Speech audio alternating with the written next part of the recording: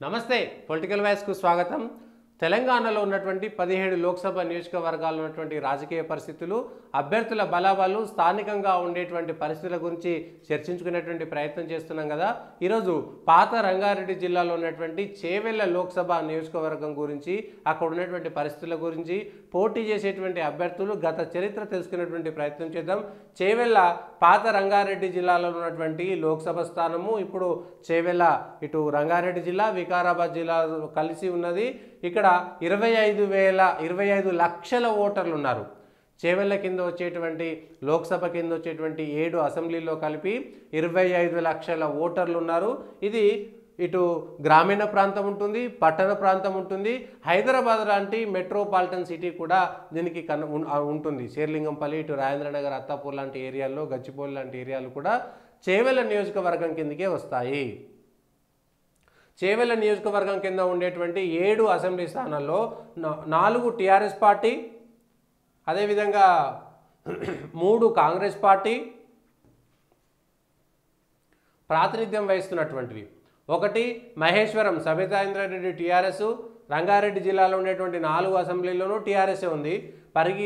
వికారాబాద్ జిల్లాలో వచ్చేటువంటి 3 కాంగ్రెస్ పార్టీ గెలిచింది. మహేశ్వరంలో సబితా ఇంద్రారెడ్డి, రాజేంద్రనగర్లో ప్రకాష్ గౌడ్, శేర్లింగంపల్లిలో అరకపూడి గాంధీ, చేవెళ్ల ఎస్సీ నియోజకవర్గంలో కాలయాదయ్య, పరిగిలో రామ్మోహన్ రెడ్డి, వికారాబాద్ ఎస్సీ నియోజకవర్గంలో గడ్డం ప్రసాద్ కుమార్, తాండూరులో మనోహర్ రెడ్డి కాంగ్రెస్ పార్టీ తరఫున గెలిచారు. 7 అసెంబ్లీ నియోజకవర్గాల్లో 4 బీఆర్ఎస్, 3 కాంగ్రెస్ పార్టీ ఉన్నాయి.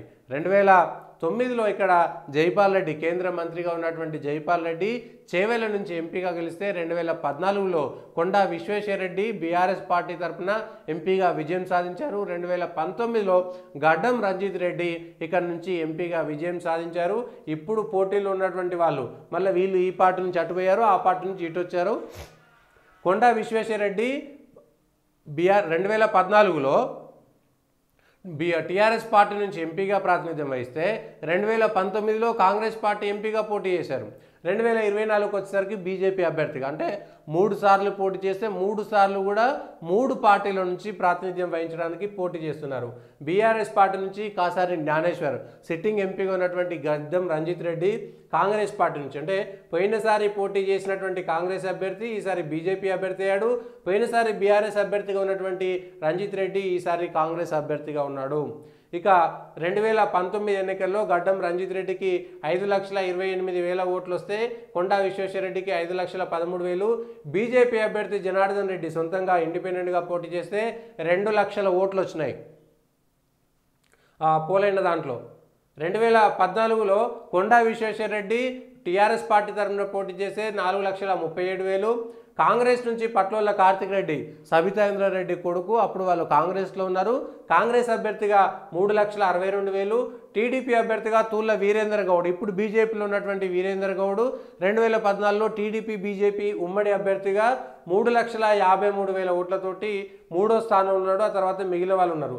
2009లో జైపాల్ రెడ్డి గెలిచినప్పుడు 4,20,000.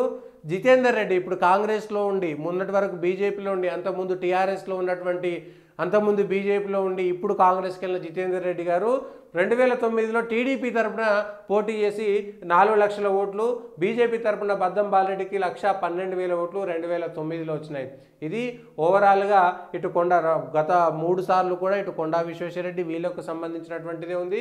ఈసారి కూడా రంజిత్ రెడ్డి వీళ్ళ మధ్యనే పోటీగా ఉంది. 3 పార్టీలు కలిస్తే ఎవరికి వస్తాయనేటువంటిది చూసుకోవాలి.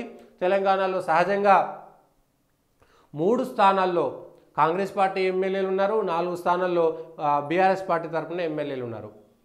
4 ఉన్నా కూడా బీఆర్ఎస్ పార్టీ నుంచి పోటీ చేయడానికి గడ్డం రంజిత్ రెడ్డిని బీఆర్ఎస్ పార్టీ అభ్యర్థిగా ప్రకటిస్తే, ప్రకటించిన తర్వాత పని చేయకుండా పార్టీ మారిపోయినటువంటి మొదటి వ్యక్తి బీఆర్ఎస్ నుంచి అభ్యర్థిగా ప్రకటించిన తర్వాత రంజిత్ రెడ్డి అక్కడి నుంచి కాంగ్రెస్ పార్టీలోకి వెళ్ళిపోయాడు. తాండూరు నుంచి గెలిచినటువంటి మాజీ ఎమ్మెల్యే పట్నం మహేందర్ రెడ్డి, ఎమ్మెల్సీ మంత్రిగా పనిచేసినటువంటి మహేందర్ రెడ్డి, జెడ్పీ చైర్మన్గా ఉన్నటువంటి సునీతా మహేందర్ రెడ్డి కూడా బీఆర్ఎస్ పార్టీ నుంచి వెళ్ళిపోయారు. ఇక రంగారెడ్డి జిల్లాకు సంబంధించినటువంటి జెడ్పీ చైర్మన్ తీగల అనితకు సంబంధించినటువంటి వాళ్ళ కుటుంబం కూడా టీఆర్ఎస్ పార్టీ నుంచి కాంగ్రెస్లో వెళ్ళిపోయారు.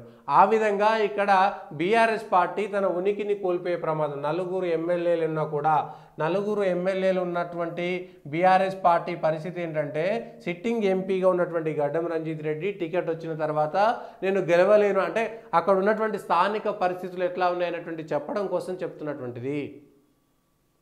నలుగురు ఎమ్మెల్యేలు ఉన్నా సరే ఓడిపోయిన తర్వాత, తెలంగాణలో ప్రభుత్వం పడిపోయిన తర్వాత బీఆర్ఎస్ పరిస్థితి అక్కడ పోటీ చేస్తే నెగ్గలేము అనేటువంటి దానికి వచ్చిన తర్వాత కాంగ్రెస్ పార్టీలోకి ఇటు రంజిత్ రెడ్డి ఇటు కాంగ్రెస్ పార్టీ కానీ బీజేపీ పార్టీ నుంచి అభ్యర్థి అయితే గెలుస్తామనేటువంటి దాంట్లో వస్తే, విశ్వేశ్వరరెడ్డి అందరూ బీజేపీ పార్టీ నుంచి కాంగ్రెస్కి వెళ్ళిపోయినా ఆయన బీజేపీని పట్టుకునే ఉన్నాడు, బీజేపీ అభ్యర్థిగానే ఉంటాడనేటువంటిది క్లారిటీ వచ్చింది. సో విశ్వేశ్వరరెడ్డి బీజేపీలో ఉన్నాడు. ఇప్పుడు కాసాని జ్ఞానేశ్వర్ ముదిరాజు పోటీ చేయడానికి బీఆర్ఎస్ పార్టీకి అభ్యర్థులు లేకపోవడంతో అటు టీడీపీ పార్టీలో ఉన్నటువంటి అంతమంది ఇంకో పార్టీలో ఉన్నటువంటి కాసాని జ్ఞానేశ్వర్ ముదిరాజును చివరి క్షణంలో చేవెళ్ల లోక్సభ నియోజకవర్గం నుంచి ఎంపీగా పోటీ చేయించేటువంటి ఆ దాంట్లో ఉన్నారు. ఇక్కడ కాంగ్రెస్కు 3 ఎమ్మెల్యేలు ఉన్నారు, అధికారంలో ఉన్నది. కాంగ్రెస్కు ఉండేటువంటి ప్లస్ పాయింట్లు అధికారము, 3 ఎమ్మెల్యేలు, అదేవిధంగా రేవంత్ రెడ్డి ఖచ్చితంగా ఇక్కడ గెలవాలనేటువంటి పట్టుదలతో ఉన్నాడు. రంజిత్ రెడ్డి సిట్టింగ్ ఎంపీగా ఉన్నాడు. ఇవన్నీ కూడా కలిసి వచ్చేటువంటి అంశాలు. అయితే ఇక్కడ పట్టణ ప్రాంతాలు కానీ గ్రామీణ ప్రాంతాలు కానీ ఎక్కువగా ప్రతిసారి కూడా భారతీయ జనతా పార్టీకి ఓటింగ్ పెరుగుతున్నటువంటి నేపథ్యంలో, ఓటింగ్ బలంగా ఉన్నటువంటి నేపథ్యం ఉన్నది. 2019లో కూడా ఇక్కడ 2 లక్షల ఓట్లు బీజేపీకి సొంతంగా వచ్చినటువంటి చరిత్ర ఉన్నది. బద్దంపాల్ రెడ్డి అంతకుముందు మిగిలిన వాళ్ళు కూడా పోటీ చేస్తే 1,00,000కు పైగా ఓట్లు వచ్చినటువంటి చరిత్ర ఉన్నటువంటిది. విశ్వేశ్వరరెడ్డి బలమైనటువంటి అభ్యర్థిగా ఉన్నాడు. నరేంద్ర మోడీ అనేటువంటి గాలి చేవెళ్లలో ఉన్నది అనేటువంటి విషయం క్లియర్గా ఉన్నది. మొన్న అసెంబ్లీ ఎన్నికల్లో ఆ ఓటింగ్ పర్సంటేజ్ కూడా విపరీతంగా పెరిగిందనేటువంటిది చేవెళ్లకు సంబంధించినటువంటి ఎంపీ అభ్యర్థి చెబుతున్నారు. దీంతో కాసాని జ్ఞానేశ్వర్ ముదిరాజు టీఆర్ఎస్ పార్టీ 4 ఎమ్మెల్యేలు ఉండడం ఒక ప్లస్ తప్ప మిగిలినటువంటి ఏ ప్లస్ లేదు. ఇక్కడ మిగిలినన్ని కూడా మైనస్లే. ఇక్కడ డీలా పడిపోయినటువంటి బీఆర్ఎస్ పార్టీ జ్ఞానేశ్వర్ ముదిరాజుకు ఎంతమంది సహకరిస్తారనేటువంటి విషయం కూడా క్లారిటీ లేదు. సో జ్ఞానేశ్వర్ సొంతంగా అక్కడ ఒక నియోజకవర్గంలో తన సొంత సామాజిక వర్గం నుంచి కొంత ఓటింగ్ పొందేటువంటి ప్రయత్నం చేస్తున్నారు. అంతకుముందు ఎమ్మెల్సీగా ఇక్కడ పనిచేశారు. ఆ కొంత పరిచయాలతోటి ఆ సామాజిక వర్గానికి సంబంధించి బీసీ కార్డు ఒకటి ఉపయోగించుకునేటువంటి ప్రయత్నంలో కాసాని జ్ఞానేశ్వర్ ఉన్నా కూడా ఓవరాల్గా ఇక్కడ బీజేపీకి ఏమో నరేంద్ర మోడీ ఆర్థిక పరిపుష్టి అందరికీ ఉన్నది. విశ్వేశ్వరరెడ్డి అంతకుముందు ఎంపీగా చేసినటువంటి అనుభవం ఆయనకున్నది. నరేంద్ర మోడీ గాలి ఉన్నది. బీజేపీ అదేవిధంగా పట్టణ ప్రాంత ఓటర్లు ఉండడము, మొన్న రాజేంద్ర నగర్తో పాటు అదేవిధంగా శేర్లింగంపల్లి కూడా మంచి ఓటింగ్ రావడం అనేటువంటిది ఒకటి. అదేవిధంగా మిగిలినటువంటి నియోజకవర్గాల్లో కూడా బీజేపీకి మంచి ఓటింగ్ పెరిగింది. 2018కి 23కు విపరీతమైనటువంటి ఓటింగ్ పెరిగిందని, 2019 తర్వాత ఇక్కడ ఖచ్చితంగా గెలుస్తారు ఎవరైనా అన్నటువంటి ధీమా ఒకటి ఉన్నది. విశ్వేశ్వరరెడ్డి మొదటి నుంచి పనిచేస్తున్నటువంటి వ్యక్తిగా, 2014లో ఎంపీగా పనిచేసినటువంటి వ్యక్తిగా ఆయనకు ఒక ప్లస్ పాయింట్ ఉంది. రంజిత్ రెడ్డికి కూడా అధికారం ఉంది, 3 ఎమ్మెల్యేలు ఉన్నారు, రేవంత్ రెడ్డి మద్దతు ఉంటుంది, సిట్టింగ్ ఎంపీగా కూడా ఉన్నాడు. అయితే ఇక్కడ కాంగ్రెస్ పార్టీ శ్రేణులు ఎవరు కూడా రంజిత్ రెడ్డికి సహకరించేటువంటి పరిస్థితి లేదు. ఇటీవలే వచ్చిన తర్వాత ఇటు టీఆర్ఎస్కు సంబంధించినటువంటి వాళ్ళు కూడా రంజిత్ రెడ్డి తోటి మొత్తం అక్కడగా వెళ్ళలేదు. మొత్తం టీఆర్ఎస్ శ్రేణులు ఇక్కడికి వెళ్ళలేదు. సో టీఆర్ఎస్కు సంబంధించినటువంటి చీలిపోయే ఓట్లు, టీఆర్ఎస్ గెలుస్తుంది అనేటువంటి విషయం ఎక్కడ కనబడడం లేదు. అది క్లియర్గా ఉన్నది. బీజేపీకి సంబంధించి బీజేపీ వర్సెస్ కాంగ్రెసే ఇక్కడ నడుస్తున్నది. అయితే కాంగ్రెస్కు సంబంధించి కూడా రంజిత్ రెడ్డి అనేటువంటి అభ్యర్థిత్వం పైన చివరి వరకు కూడా రంజిత్ రెడ్డి టీఆర్ఎస్ పార్టీలో ఉండి ఆ చివరి క్షణంలో మళ్ళీ కాంగ్రెస్ పార్టీ రావడంతో కాంగ్రెస్ పార్టీలో మొదటి నుంచి పనిచేసినటువంటి నాయకులు కొంత సహాయ నిరాకరణ చేస్తున్నట్టుగా కూడా కనబడుతుంది. ఇట్లా బీజేపీ వర్సెస్ కాంగ్రెస్లో ఎవరు గెలుస్తారు, మొగ్గు ఎవరి వైపు ఉంది అనేటువంటి విషయం క్లియర్గా చూసుకుంటే సహజంగా పట్టణ ప్రాంతాలు ఉన్నటువంటిది శేర్లింగంపల్లిలో, రాజేంద్ర నగర్, మిగిలినటువంటి మహేశ్వరం లాంటి మహేశ్వరం కూడా 1,00,000 ఓట్లు బీజేపీకి వచ్చినాయి. అదేవిధంగా చేవేళ్లకు సంబంధించినటువంటి దాంట్లో ఆ నియోజకవర్గంలో రాజేంద్ర నగర్, శేర్లింగంపల్లి, మహేశ్వరం కలిపితే దాదాపుగా 3 లక్షల ఓట్లు ఇక్కడే వచ్చినాయి. బీజేపీకి 3 లక్షల ఓట్లు, ఈ 3 నియోజకవర్గాలు కలిపే 3 లక్షల ఓట్లు వచ్చినాయి. సో మిగిలిన అన్ని నియోజకవర్గాలు కలుపుకుంటే 5,28,000 పోయినసారి వచ్చినాయి. అసెంబ్లీ ఎన్నికల్లోనే 4 లక్షల పైచిలకు ఓట్లు ఇక్కడ రావడంతో ఈ నియోజకవర్గంలో రావడంతో బీజేపీకి ఆశ పెరిగింది. అంటే బీజేపీ గెలవకపోయినా ఓట్ల శాతం మాత్రం విపరీతంగా పెరిగింది. ఇంకా ఇప్పుడు నరేంద్ర మోడీ అనేటువంటిది జాతీయ స్థాయిలో ఢిల్లీకి ఓటేసేటువంటి దాంట్లో ఇది పెరుగుతుంది అనేటువంటిది. ఓట్లను తీసుకుంటే కనుక 3 నియోజకవర్గాలకు సంబంధించిన దాంట్లో ఓట్ల పరిస్థితి మాత్రం ఒకే విధంగా ఉన్నది 3 పార్టీలకు కూడా అనేటువంటిది క్లియర్గా మనకు అర్థమవుతున్నది. మహేశ్వరానికి తీసుకున్నటువంటి విషయంలో కానీ లేదంటే మిగిలిన దాంట్లో మొన్న 99,000 ఓట్లు ఇక్కడ వచ్చినాయి. మహేశ్వరంలో 99,000 ఓట్లు మహేశ్వరంలో వచ్చినాయి. రాజేంద్రనగర్ నియోజకవర్గంలో భారతీయ జనతా పార్టీకి సంబంధించి 89,000 వచ్చినాయి. ఇక్కడకు వాళ్ళకు 1,21,000 వచ్చినాయి మహేశ్వరానికి సంబంధించి. అదేవిధంగా షేర్లింగంపల్లి నియోజకవర్గంలో భారతీయ జనతా పార్టీకి సంబంధించినంత వరకు 2023 బీఆర్ఎస్ అరకపూడి గాంధీ 1,57,000, రవికుమార్ యాదవ్కి 80,000, కాంగ్రెస్కు 1,10,000 ఓట్లు వచ్చినాయి. కాంగ్రెస్ ఇక్కడ సెకండ్ ప్లేస్లో ఉన్నది. చేవెళ్లకు సంబంధించినంత వరకు ఇక్కడ 2023లో కాల యాదవ్కు 76,000, బీజేపీకి 38,000 వచ్చినాయి. చేవెళ్లకు సంబంధించి చేవెళ్ల నియోజకవర్గం గ్రామీణ ప్రాంతంలో ఉన్నా కూడా బీజేపీకి ఇక్కడ 16,000 ఓట్లు వచ్చినాయి పరిగికి సంబంధించిన దాంట్లో. వికారాబాద్కు సంబంధించినటువంటి దాంట్లో కూడా భారతీయ జనతా పార్టీ ఇక్కడ కాంగ్రెస్ బీజేపీ సెకండ్ ప్లేస్లో ఉన్నది.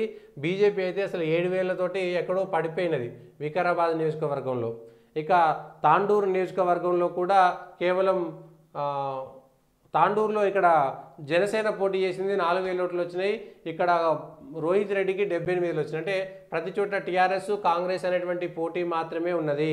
ఇప్పుడు 2023 ఎంపీ ఎన్నికల్లోకి వచ్చేసరికి మాత్రం ఇది నరేంద్ర మోడీ వర్సెస్ రాహుల్ గాంధీ అవుతారు అనేటువంటి విషయంపైనే ఇక్కడ చర్చ జరుగుతున్నది. అయితే ఇక్కడ నరేంద్ర మోడీకి ఓటేస్తారా లేదంటే రాహుల్ గాంధీకి ఓటేస్తారా అనేటువంటి అంశం ఒకటి చర్చ జరుగుతుంది. నరేంద్ర మోడీ లేదా రాహుల్ గాంధీ లేదంటే కేసీఆర్ ఈ ముగ్గురులో ఎవరికి ఓటేస్తారనేటువంటి చర్చ జరిగినప్పుడు సహజంగా నరేంద్ర మోడీ వైపు మొగ్గు చూపేటువంటి అవకాశం ఉంది. ఓవరాల్గా ఇక్కడ బీజేపీ వర్సెస్ కాంగ్రెసే ఉంటుంది. టీఆర్ఎస్ అనేటువంటిది థర్డ్ ప్లేస్లో ఉంటుంది అనేటువంటిది చాలా క్లియర్ కట్గా కనబడుతున్నది. అయితే కాంగ్రెస్లో కూడా ఈ ప్లస్లు మైనస్లు బీజేపీలో ఉండేటువంటి ప్లస్లు మైనస్లు 2019లో బీజేపీ గెలిచినటువంటి 4 ఎంపీ స్థానాల్లో దాని కింద వచ్చేటువంటి ఏ ఎమ్మెల్యే స్థానంలో కూడా బీజేపీ గెలవకపోయినా 4 ఎంపీ స్థానాలు గెలిచింది కాబట్టి కింద ఉండేటువంటి ఎమ్మెల్యే స్థానాలకు ఎంపీ ఓట్లకు ఎక్కడ కూడా పోలిక కానీ పొంతన కానీ ఉండదు అనేటువంటి విషయాన్ని మనం ప్రతిసారి గుర్తు చేసుకోవాల్సినటువంటి అంశం ఉంటుంది. ఇప్పుడు కేవలం నరేంద్ర మోడీ కోటేస్తారా, రాహుల్ గాంధీ కోటేస్తారా, కేసీఆర్ కోటేస్తారా? అయితే తెలంగాణలో కాంగ్రెస్ మాత్రం ఇది రేవంత్ రెడ్డి పరిపాలనకు రెఫరెండం అంటున్నారు కాబట్టి రేవంత్ రెడ్డి సర్కార్ పేరు చెప్పుకొని వెళ్తారా, రాహుల్ గాంధీని ముందు పెట్టుకొని వెళ్తారా అనేటువంటిది చూడాల్సినటువంటి విషయం. మరి ఈ చేవెళ్లకు సంబంధించి బీజేపీ వర్సెస్ కాంగ్రెస్లో బీజేపీ వైపే పట్టణ ప్రాంతం ఉండడం అనేటువంటిది ఒకటి కలిసి వచ్చేటువంటి అంశం కాబట్టి భారతీయ జనతా పార్టీకి ఎమ్మెల్యే ఎలక్షన్లో కూడా దాదాపుగా 4 లక్షల ఓట్లు వచ్చినటువంటి భారతీయ జనతా పార్టీ మాకు మంచి ఓటింగ్ వస్తుంది, ఇంకొక 1,00,000 ఓట్లు తీసుకొచ్చుకుంటే బీజేపీ గెలుస్తుంది అనేటువంటిది వాళ్ళు చెప్తున్నటువంటి మాట. మోడీ నాన్ మోడీ అనేటువంటికి వచ్చేసరికి సహజంగా పార్టీకి ఎక్కువ బలం ఉంటుంది అనేటువంటిది భారతీయ జనతా పార్టీ చెప్తుంది. మరి కాంగ్రెస్ అధికారం ఉన్నటువంటి కాంగ్రెస్ను ఏ విధంగా ఢీకొంటుంది అనేటువంటిది మనం చూడాలి. కాంగ్రెస్ను ఢీకొని బీజేపీ బయటపడుతుందా లేదా పోటాపోటీలో కాంగ్రెస్ ముందుంటుందా అనేటువంటి అంశాలు పరిశీలించుకుంటే ఇప్పటివరకు అయితే ఉన్న దాంట్లో ఇక్కడ దాదాపుగా విశ్వేశ్వర్ రెడ్డికి సంబంధించినటువంటి గెలుపు వైపే ఎక్కువ శాతం మొగ్గు చూపుతున్నట్టుగా మనకు అర్థమవుతున్నది. ఇది చేవెళ్ల నియోజకవర్గానికి సంబంధించినటువంటి విశ్లేషణ.